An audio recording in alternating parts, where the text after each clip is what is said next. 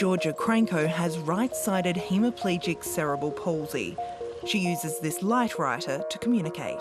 I am high risk for COVID because I have limited control over my diaphragm muscles and decreased lung capacity. Despite being eligible in March, the 30-year-old postponed applying for a vaccination until May. Initially, I had a few weeks of being caught up in the fear of unknown side effects and the media coverage of the instances of fatal blood clots. So I was slow to investigate actually getting the vaccine. She tried repeatedly to book online. Her friend called the coronavirus helpline on her behalf, but frustratingly found there were no appointments available. But then her sister, working as a disability support worker, got ahead of her. And I got so upset and angry because it literally took them like 2 minutes when I had been trying for weeks. So we decided to just say I was an essential worker on the form, and miraculously I got an appointment.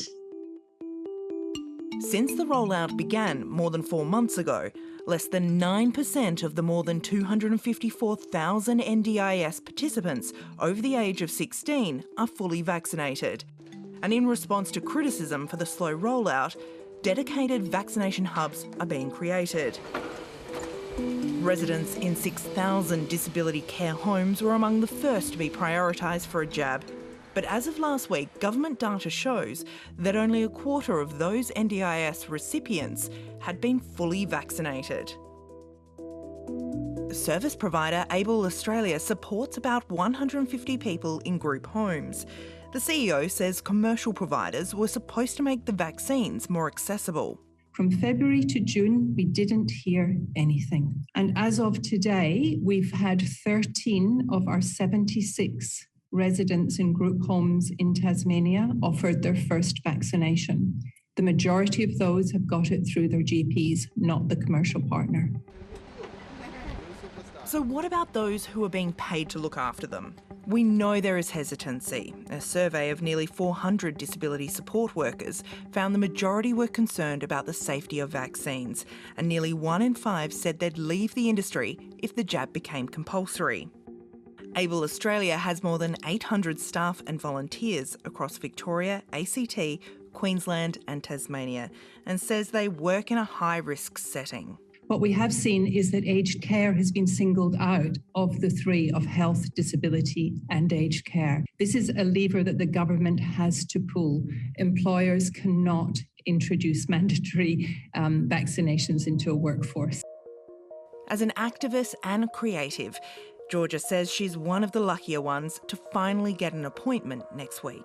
Many people with disability don't have the means to speak up or advocate for themselves. People will give up trying to book an appointment because the energy and the patience it takes to deal with convoluted bureaucracy is really draining.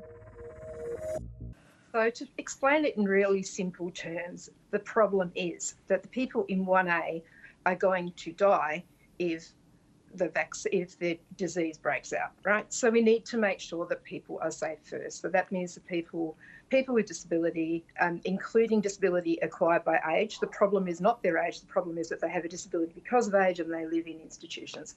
The other issue is that our care workforce is highly casualised, that we live in congregate settings quite often. They're moving from person to person.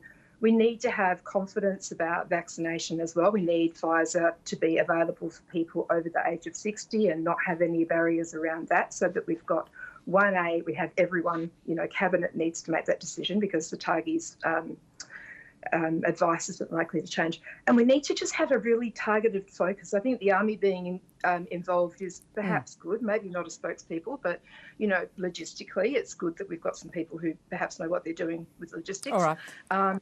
So you think Cabinet restates the priority to 1A, that's the instruction to the military, and you rein in all the goodwill from business and everybody else to get it to happen. And also that we know where people are, because at the moment there's not really any data about where people with disability are. If you notice, they say people who are on the NDIS over the age of 16. We're not talking about all disability residents or all people with disability. There are millions of people with disability and underlying conditions who are at risk, and we need to make sure that we do a blitz and make sure that we're doing better equitably across the states.